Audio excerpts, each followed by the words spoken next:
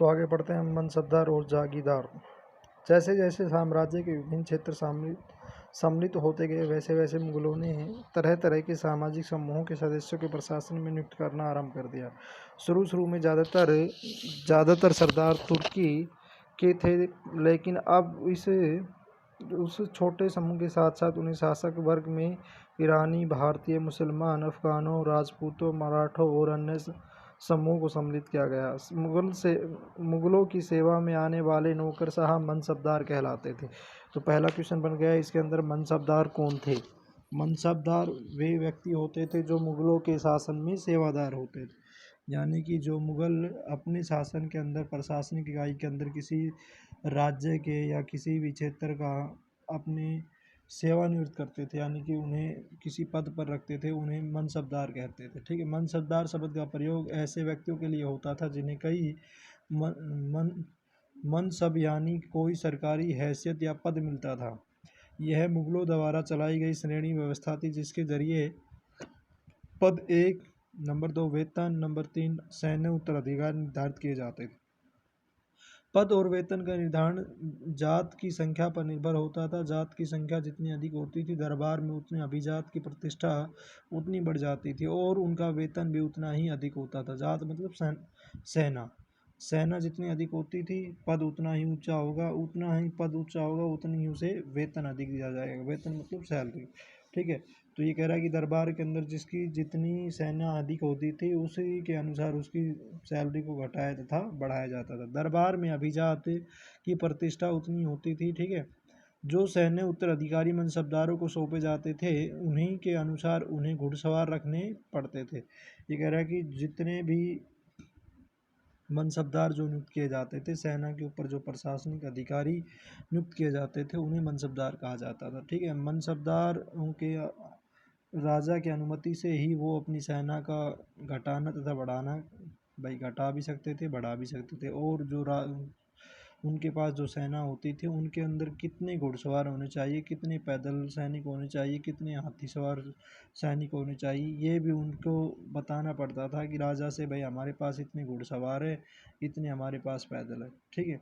तो मनसबदार अपने सवारों को निरीक्षण के लिए लाते थे। वे अपने सैनिकों को, घोड़ों को दागते थे एवं सैनिकों का पंजीकरण करवाते थे। इन कार्रवाई के बाद ही उन सैनिकों को वेतन देने के लिए धन मिलता था। ये कह रहा है कि जो मनसबदार जो थे, वो अपने जो सैनिक होते थे उनका निरीक्षण करने के लिए उनका निरीक्षण किया जाता था, भाई ये हमारे सैनिक है या नहीं है।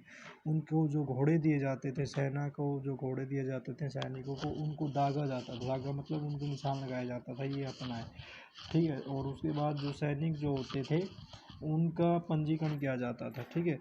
पंजीकरण करने का मतलब होता है, जैसे आज के दिन हम सेना के अंदर जब कोई व्यक्ति भर्ती होता है, तो उसका आई कार्ड जो बनाते हैं, आई कार्ड में जैसे लिखा होता है, भाई ये इस नाम का है, इस गांव से है। ठीक है। ये इसका जो मेडिकल वगैरह किया जाता है, उसका पंजीकरण का मतलब होता है कि भाई मतलब उसके बारे में डिटेल लिखना।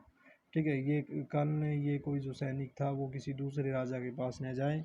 और ये घोड़े इसलिए दागे जाते थे कि भाई मान लो राजा ने कोई एक अच्छा घोड़ा दिया है, भाई अच्छे पैसों का खरीद कर, बढ़िया घोड़ा। ठीक है। और सैनिक उस घोड़े को दूसरे व्यक्ति से न बेचे। ठीक है। भाई मान लो उस घोड़े को वहाँ से खरीद कर ला करके वो किसी दूसरे को बेच दे और उसकी जगह कोई दुबला सा मरियल सा घोड़ा ले ले, तो जब भी कोई आक्रमण करता तो फिर वो मतलब जो कमज़ोर घोड़े होते थे, उनसे युद्ध जीत पाना मुश्किल हो जाता था। ठीक है। तो आगे बढ़ते हैं। मनसबदार अपना वेतन राजस्व एकत्रित करने वाली भूमि के रूप में पाते थे, उन्हें जागीर कहा जाता था। यानी मनसबदार जो थे, उनको वेतन कोई पैसों के रूप में नहीं दिया जाता था, उनको भूमि दी जाती थी। भूमि का मतलब ये है कि भाई उनको ज़मीन दे दी जाती थी, ये ज़मीन आपकी है, आप इस ज़मीन से लगान वसूल करेंगे और ये जो ज़मीन है ये आपकी है, आप अपने तरीके से अपने यहाँ इस पे खेती करें, किस तरीके से करनी, किस तरीके से नहीं करनी। ठीक है। उससे कोई लगान नहीं दिया जाता था। जो भूमि जो होती थी उसे जागीर कहा जाता था। ठीक है।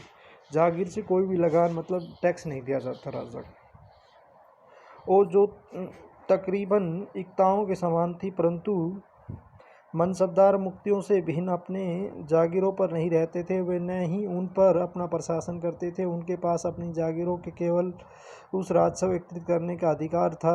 यह राजस्व उनके नौकर और उनके लिए एकत्रित करते थे, जबकि वे स्वयं देश के किसी अन्य भाग में सेवारत रहते थे। अकबर के शासनकाल में इन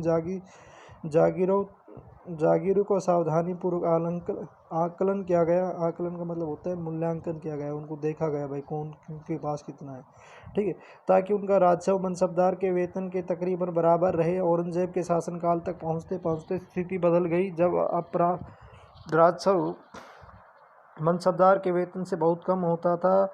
मनसबदार की संख्या में भी अत्यधिक वृद्धि हुई, जिसके कारण उन्हें जागीर मिलने से पहले एक लंबे समय इंतजार करना पड़ता था। इन सभी कारणों से जागीरों की संख्या में कमी हो गई। फलस्वरूप कई जागीरदार जागीर रहने पर भी कोशिश करते थे और कि वे जितना राजस्व वसूल कर लें। अपना शासनकाल के अंतिम वर्षों में औरंगजेब ने परिवर्तनों का नियंत्रण नहीं रख पाया। इस कारण किसानों को अत्यधिक मुसीबतों का सामना करना पड़ा।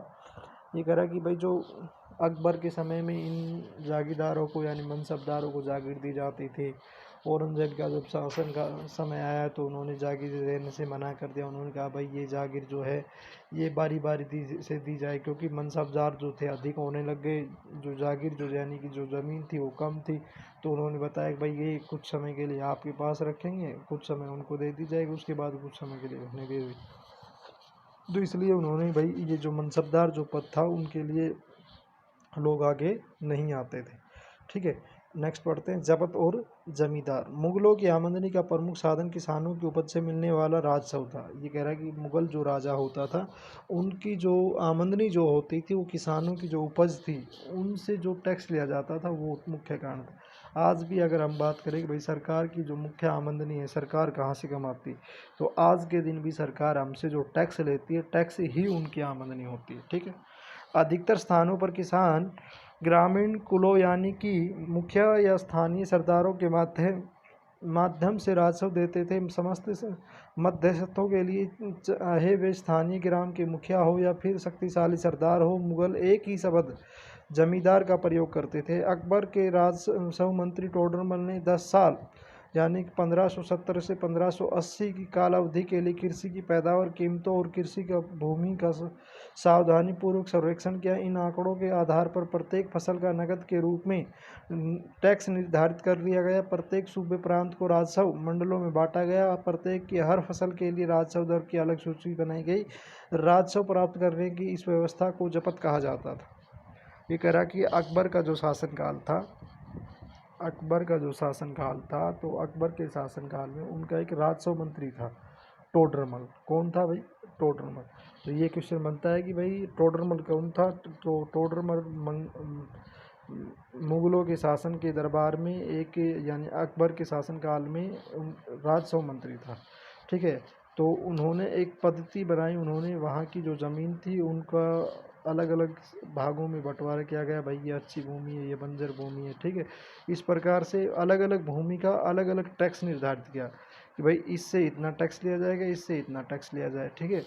ये जो प्रणाली थी, जो ये व्यवस्था बनाई, मतलब भूमि को अलग अलग भागों में बांट देना तथा अलग अलग भूमि से अलग अलग तरह का टैक्स लेना, ये जो व्यवस्था थी उस व्यवस्था को ही जब्त कहा जाता था। इस व्यवस्था को ही जब्त कहा जाता था। यह व्यवस्था, नेक्स्ट बढ़ते हैं, आगे बढ़ते हैं।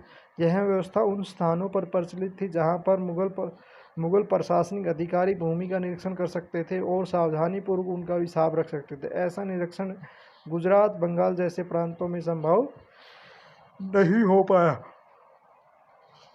कुछ क्षेत्रों में जमींदार इतने शक्तिशाली थे कि मुगल प्रशासकों द्वारा शोषण किए जाने की स्थिति में उन्होंने विद्रोह कर सकते थे। कभी कभी एक ही जाति के जमींदार और किसान मुगल सत्ता के खिलाफ मिलकर के विद्रोह कर देते थे। 17वीं शताब्दी के आखिर से ऐसे किसान विद्रोह ने मुगल साम्राज्य के स्थायित्व को चुनौती दी। ये कह रहा है कि जहाँ पर किसान या जमींदार अधिक शक्तिशाली होता था तो वो राजा की बात को मानने से इनकार कर देता। जब बात को मानना इनकार कर देगा तो क्या हो जाएगा भाई? वहाँ पे विद्रोह हो जाएगा। यानी कि राजा जो बात कह रहा है उस राजा की उस बात को नहीं मानते थे वहाँ के किसान और जमींदार। जब किसान और जमींदार वहाँ की बात नहीं मानेंगे तो ये क्या हो गया? उसके राजा के खिलाफ विद्रोह, ठीक है। तो ये कह रहा है कि कुछ ऐसी भी जगह थी जहाँ उन्होंने राजा की बात को मानने से इनकार कर दिया। नेक्स्ट आता है भाई अकबर की नीतियाँ, नज़दीक से एक नज़र।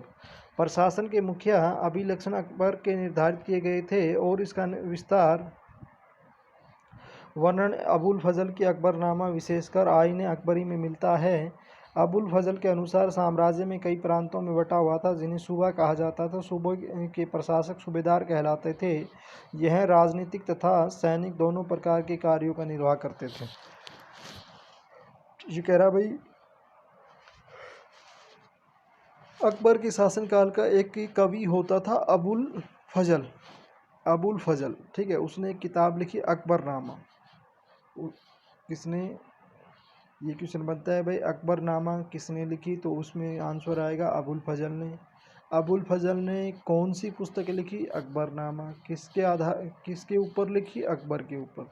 तो ये जो कह रहा है कि भाई आईन अकबरी या अकबरनामा, ये पुस्तक का नाम है, अबुल फजल लिखने वाले लेखक का नाम है। तो इन्होंने ये बता रहा है कि जो अकबर का जो शासन था, उन्होंने अपने साम्राज्य को कई प्रांत मतलब कई छोटे छोटे भागों में बांट रखा था, ठीक है। तो ये जो भाग थे, यानी कि एक भाग जैसे बड़ा साम्राज्य है तो उसको 4 भागों में बांट दिया, 5 भागों में बांट दिया, इस प्रकार। तो एक भाग क्या कहलाएगा भाई, सूबा, ठीक है। और उस सूबे के अंदर जो प्रशासनिक मतलब जो सेना की देखरेख करता था, जो सैनिक की देखरेख करता था, वहाँ की जो न्याय प्रक्रिया या फिर राजस्व यानी टैक्स को जो लेने देने का जो काम करता था, वो व्यक्ति जो होता था वो कहलाता था सूबेदार, ठीक है। तो ये कह रहा है कि सूबेदार जो होता था वो राजनीतिक तथा सैनिक, भाई कौन कौन से नए अधिकार बनाने चाहिए, किस तरह से कानून बनाए जाएंगे, या फिर कौन सैनिक सेना के अंदर है, कौन सेना के अंदर नहीं है, तो इस प्रकार का जो काम होता था वो सूबेदार का होता था, ठीक है। आगे बढ़ते हैं भाई। प्रत्येक प्रांत में एक वित्तीय अधिकारी भी होता था जो दीवान कहलाता था। कानून और व्यवस्था बनाए रखने के लिए सूबेदार को अन्य अफसरों का सहयोग प्राप्त था, जैसे कि बख्शी, सदर, धर्मार्थ किए जाने वाले कार्यों के लिए फौजदार, सेनानायक, कोतवाल और पुलिस अधिकारी। ये कह रहा है कि भाई प्रत्येक जो सूबेदार होता था उसके पास एक दीवान होता था। दीवान मतलब राजस्व का लेखा जोखा करने वाला। तो ये क्वेश्चन भी बनता है भाई दीवान कौन था या दीवान किसे कहा जाता था। तो दीवान मुगल साम्राज्य के अंदर जो सूबे के अंदर जो सूबेदार होता था उनके पास जो राजस्व का लेखा जोखा रखने वाले व्यक्ति को दीवान कहते थे, ठीक है।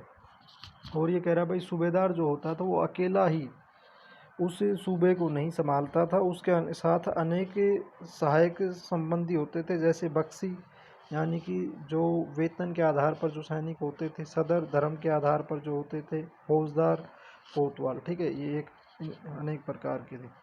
अकबर के अभिजात बड़ी सेनाओं का संचालन करते थे और बड़ी मात्रा में राजस्व खर्च कर सकते थे। जब तक वे वफादार रहे साम्राज्य का कोई कार्य सफलतापूर्वक चलता रहा, परंतु 17वीं सदी के अंत तक अभिजातों ने अपने स्वतंत्र ताने बाने बुन लिए थे। साम्राज्य के प्रति उनकी वफादारी उनके निजी हितों के कारण कमज़ोर पड़ गई। 1570 ईस्वी में अकबर जब फतेहपुर सीकरी में था तो उसने उमेला ब्राह्मणों, जैट पादरियों और दरसुत धर्म के अनुयायियों के साथ धर्म के मामलों पर चर्चा की। ये चर्चाएं इबादत खाने में हुई। अकबर की रुचियाँ, अभिरुचियाँ तथा विभिन्न व्यक्तियों के धर्मों और रीति रिवाजों में थी। जिस प्रकार विचार विमर्श से अकबर की समझ बनी कि जो विद्वान धार्मिक रीति रिवाजों और मंथनदाता पर बल देते हैं वे अक्सर कट्टर होते हैं। उनकी शिक्षाएं प्रजा के बीच विभाजन और असमंजस्य पैदा करती थी। ये अनुभव अकबर को सुलह एक कुल की नीति और सहमति के विचार से की ओर ले गई। सहगुणिता और यह धारणा विभिन्न धर्मों के अनुयायियों में अंतर नहीं कर पाती थी, ठीक है। तो ये कह रहा है कि भाई अकबर एक ऐसा राजा था जिसने ये सोचा कि भाई जो जितने भी धर्म हैं उन सभी धर्मों का सम्मान किया जाए। इसलिए उन्होंने अपने जो दरबार के अंदर सभी धर्मों के विद्वानों को शामिल किया गया, ठीक है। जब भी वो कोई धार्मिक फैसला लेता था तो उन सभी विद्वानों से बातों का अपनी विचार विमर्श करने के बाद ही उसका फैसला लेता था। तो ये जो विचार विमर्श करने का जो स्थान होता था, यानी जहाँ पर सभी धर्मों के विद्वान बैठेंगे, उस स्थान को कहा जाता था इबादत खाना। क्या कहा जाता था भाई, इबादत खाना। इबादत खाना है। मान लो कोई आपसे ये प्रश्न पूछे भाई इबादत खाना किसे कहा जाता था, यानी मुगल काल के अकबर के शासनकाल में वह स्थान जहाँ पर सभी धर्मों के विद्वान बैठते थे, ठीक है।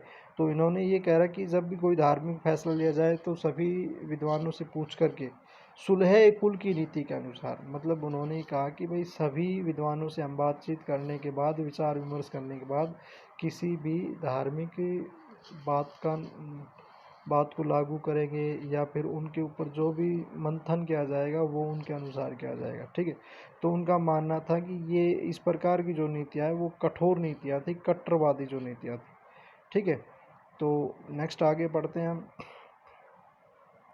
इसका केंद्र बिंदु था कि नीति शास्त्र और व्यवस्था जो सर्वत्र लागू की जा सकती थी, और इसमें केवल सच्चाई, न्याय और शांति पर बल दिया जाता था। अबुल फजल ने सुलह कुल के इस विचार पर आधारित शासन दृष्टि बनाने में अकबर की मदद की। शासन के इस सिद्धांत का जागीर और शाहजहाँ ने भी अपनाया। ये कह रहा है कि अकबर की जो ये नीति थी, सुलह कुल की नीति, उसे जहांगीर ने भी और शाहजहाँ ने भी अपनाया था। ठीक है, तो नेक्स्ट अब दूसरी वीडियो में देखें। नेक्स्ट आता है भाई 17वीं शताब्दी में और उसके पश्चात मुगल साम्राज्य। मुगल साम्राज्य की प्रशासनिक और सैनिक कुशलता के फलस्वरूप आर्थिक और वाणिज्य की समृद्धि में हुई वृद्धि विदेशी यात्रियों ने वैसे धनी देश बताया जैसे कि इस किस्से कहानियों में वर्णित होता रहा, परंतु यही यही यात्रियों की प्रचुरता के साथ मिलने वाली दरिद्रता को देखकर के विस्मित रह गए।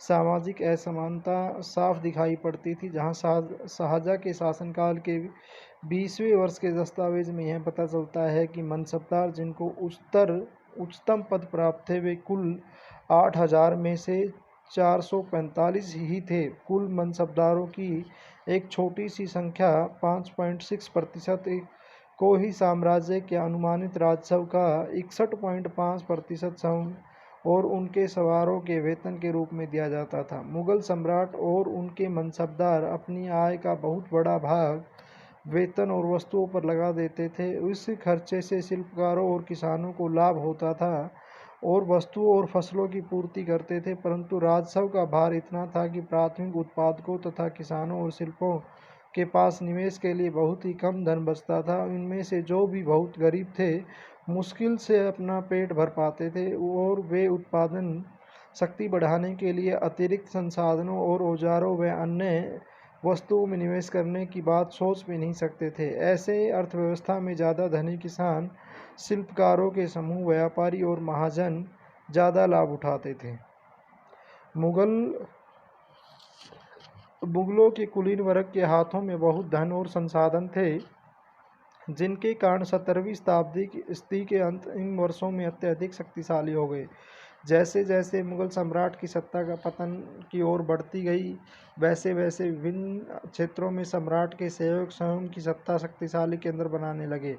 इनमें से कुछ नए वंश स्थापित कर गए और कुछ हैदराबाद एवं अवध जैसे प्रांतों में अपना नियंत्रण जमाया। यद्यपि वे दिल्ली के मुगल सम्राट को स्वामी के रूप में मान्यता देते थे तथा 18वीं सदी तक साम्राज्य के अन्य कई प्रांतों में अपनी स्वतंत्र राजनीतिक पहचान बना चुके थे। इसके बारे में हम सदैव आपसे 10वें अध्याय में विस्तार से चर्चा करेंगे। ठीक है, तो इसके साथ यह चैप्टर ख़त्म हो गया। इसमें बहुत सारे अनेक प्रकार के छोटे छोटे प्रश्न बनते हैं, वो आपने सारे अपनी नोटबुक में लिखने, बड़े अच्छे से इस चैप्टर को पढ़ना है। अगर किसी को किसी तरीके की कोई दिक्कत है तो दोबारा से पढ़ाएंगे आपको। ठीक है, और इस चैप्टर को कहने का मतलब ये है कि इस चैप्टर को बड़े ही अच्छे तरीके से करना है, क्योंकि इस चैप्टर से हर एक कंपटीशन एग्ज़ाम के अंदर 2 या 3 क्वेश्चन आते हैं। ठीक है, 2 या 3 क्वेश्चन का मतलब हो गया वहाँ पर 1 लाख बच्चों से फाइट करना। ठीक है, तो ये आपका चैप्टर है। तो पहला जो है ये है भाई, सही जोड़े बनाइए। मनसबदार, मंगोल, सिसोदिया राजपूत, राठौर राजपूत, नूरजहाँ और सूबेदार। ठीक है, तो ये क्वेश्चन आपने नहीं करना, ये भी नहीं करना, रिक्त स्थान भरें। ठीक है, आपने क्वेश्चन करना। तीसरा क्वेश्चन, मुगल राज्य के अधीन आने वाले केंद्रीय प्रांत कौन कौन से थे। नेक्स्ट आपने करना है मनसबदार और जागीर में क्या संबंध था। और नेक्स्ट आपने करना है मुगल प्रशासन में जमींदारों की क्या भूमिका थी। और नेक्स्ट है शासन प्रशासन संबंधी अकबर के विचारों के निर्माण में धार्मिक विद्वानों से होने वाली चर्चाएं क्या थी। ठीक है। और ये भी क्वेश्चन बहुत ही महत्वपूर्ण क्वेश्चन है, मुगलों ने अपने आप को यानी अपने खुद को मंगोल की अपेक्षा तैमूर के वंशज कहने पर क्यों बल दिया। ठीक है। और इधर जो ये मोस्ट इम्पोर्टेंट आपके शब्द हैं, यानी मुगल कौन थे, मनसबदार कौन थे, जागीरदार कौन थे, जात क्या होती थी, सवार कौन थे, सुलह कुल की नीति क्या थी, ज्येष्ठ अधिकार कौन था, शहजायाद कौन थे, जपत क्या थी, जमींदार कौन थे। ठीक है, आप इनके बारे में लिखना है। जैसे आपसे पूछ ले भाई सुलह कुल से क्या अभिप्राय थी। यह एक प्रकार की नीति थी जो अकबर के शासनकाल में चलाई गई थी, जिसके अंदर कहा गया था कि भाई जब भी हम कोई धार्मिक या राजनीतिक फैसला लेंगे तो सभी धर्मों के विद्वानों से बातचीत करने के यानी विचार विमर्श करने के बाद, यानी सुलह कुल करने के बाद। ठीक है। ठीक है भाई।